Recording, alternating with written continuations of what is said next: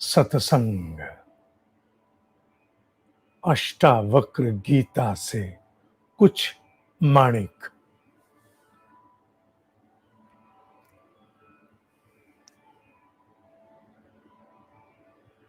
मनुष्य में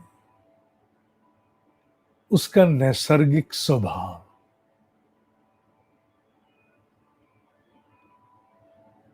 बहुत कुछ करता है और वही करता है।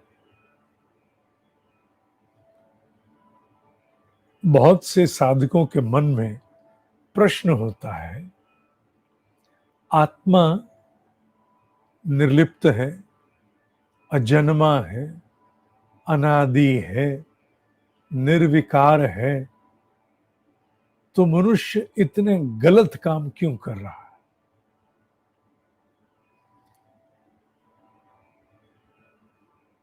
इतने घनघोर गलत कृत्य, अनाचार इस पृथ्वी पर लंबे समय से, अनजाने समय से होते चले आ रहे हैं, आज भी हो रहे हैं। आखिर क्यों? अगर जीवात्मा ये है तो गलत हो ही नहीं सकता। क्यों गलत होता है? प्रश्न तो उपयुक्त है कि या तो जीवात्मा की परिभाषा, जीवात्मा का अस्तित्व झूठा है, या जीवात्मा है ही नहीं, कुछ और ही गड़बड़ है। नहीं, ऐसा नहीं।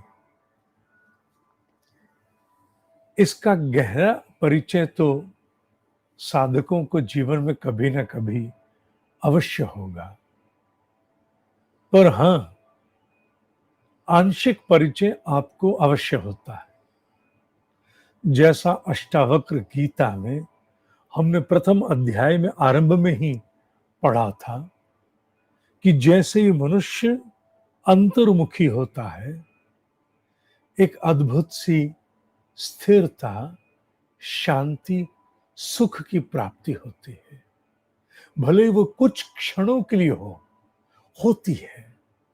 जीवात्मा की तरफ एक कदम बढ़ाते हुए उसकी निकटता का एक आंशिक आभास भी स्थिरता, शांति, सुख का अनुभव दे जाता है। अशांत कौन करता है फिर? कौन है जो इतने गलत काम कराता है, इतने अनाचार कराता है? स्वभाव। स्वभाव, हाँ, कहां से उठा ये भाव?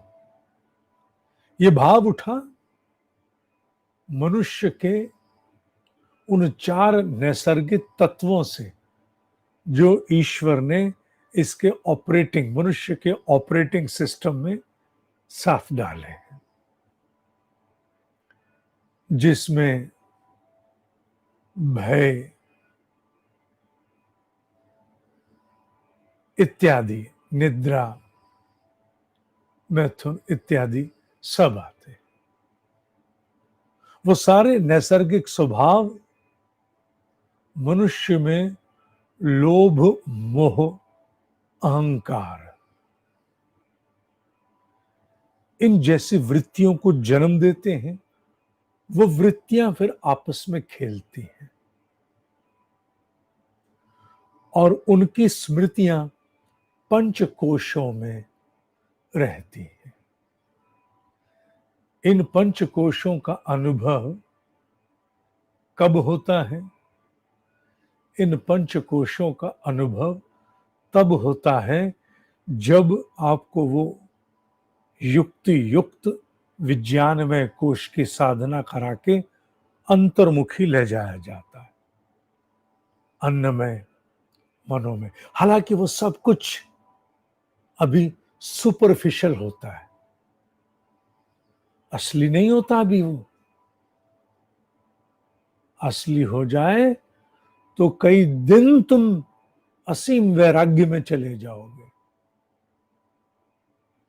अनुभव से कहा मैंने। तुम्हें बाहर आने में महीना भी लग सकता है।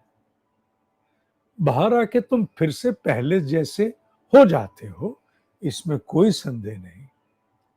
लोभ, मोह, क्रोध, वासना सब बड़े बढ़िया तरीके से प्रभावित करते, बढ़िया से। शक होने लगता है, मैं वो हूं जो अभी 1 महीना रहा, या मैं ये हूं? मैं आखिर हूं कौन?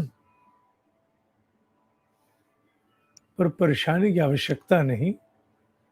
अगर मनुष्य अपने अन्नमय, मनोमय, प्राणमय, विज्ञानमय कोश को जरा सा भी लांग जाए, तो जीवात्मा की स्थिरता, शांति, सुख प्राप्त होता है। और वो वैराग्य है, पूर्ण वैराग्य। वहां अपना पराया बचता नहीं है। मैंने चखा ना होता तो कहने का अधिकारी नहीं बचता बाबू। अच्छा है वो स्थिर नहीं रहा, वरना जीवन जीना बड़ा मुश्किल है। वैराग्य भाव बाबूजी अगर स्थिर हो जाए तो जीवन जीना मुश्किल हो जाए, चू निकल जाए आदमी की। अच्छा है, आनंद देता है, स्थिरता देता है, बाल बच्चे भी सब पल रहे हैं, खर्चे चल रहे हैं, सब चल रहा है, ठीक। जब समय आएगा, परिस्थितियां अनुकूल हो जाएंगी, फिर कोई बात नहीं, आ जाए। पर जब तक नहीं आती, तब तक पूर्ण वैराग्य हो। गलती से अगर हो जाए तो बाबू लेने के देने पड़ जाए। जीवात्मा विशुद्ध रूप से निर्लिप्त है। उसके आसपास ये पांचों कोश एक स्वभाव का चक्र विनिर्मित करते हैं, जिसमें वृत्तियां खेलती हैं, गुणों में गुण खेलते हैं। गुण से प्रेरित कर्म, कर्म से प्रेरित परिणाम, फल, फल से प्रेरित फिर गुण, एक साइकिल बहुत बार मैंने बताया चलता है। और जब ये गहरे रूप से समझ आ जाए, समझ माने यहां केवल बुद्धि की समझ नहीं, अनुभव की समझ, कि ये सारा भाव अभाव का विकार, माने कभी भाव ऊंचा, साहब का मूड ठीक है, साहब का मूड बिगड़ा हुआ है, मैम का मूड अच्छा, मैम का मूड ठीक नहीं है। भाव अभाव विकार, मूड अच्छा भी बेकार है, मूड खराब तो बेकार है ही है, दोनों बेकार। ये भाव अभाव रूपी विकार, ये जब तुम गहरे से अनुभव कर लो कि ये स्वभाव है, तो भीतर मनुष्य अपने उस निर्विकार अस्तित्व को प्राप्त करता है। सारे क्लेश, कॉन्फ्लिक्ट, अभाव, अज्ञान, अशक्ति के प्रभावित नहीं करते। सुख, शांति, स्थिरता प्राप्त हो जाती। यही श्लोक कहता है, भाव अभाव विकारः। अब तुम समझ गए, है ना? भाव अभाव विकारः च स्वभावत, च स्वभावत इति निश्चयी, इति निश्चयी। जब ये निश्चय पूर्वक अनुभव हो जाए, निर्विकारः गत क्लेशः, निर्विकार स्वरूप को प्राप्त करोगे। गत क्लेश, गत माने गॉन, बिगॉन, चले गए, बीत गए।